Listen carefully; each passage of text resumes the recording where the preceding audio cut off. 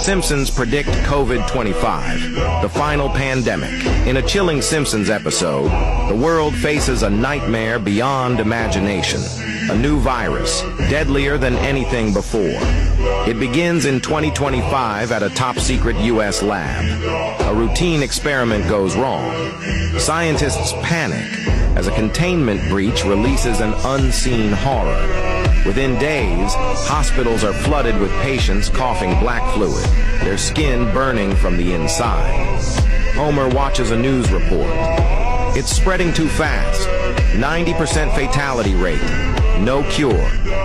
The screen suddenly cuts to static. Springfield descends into chaos. Streets are empty, houses boarded up, food supplies gone. Lisa writes in a notebook, "We are the last 10%, but for how long?" By 2026, the world is silent.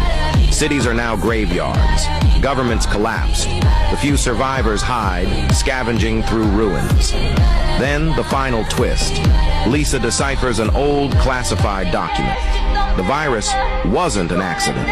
Someone released it. But why? As the episode ends, a radio crackles to life. A distorted voice whispers, "This was only phase 1. Comment phase 2 for part 2.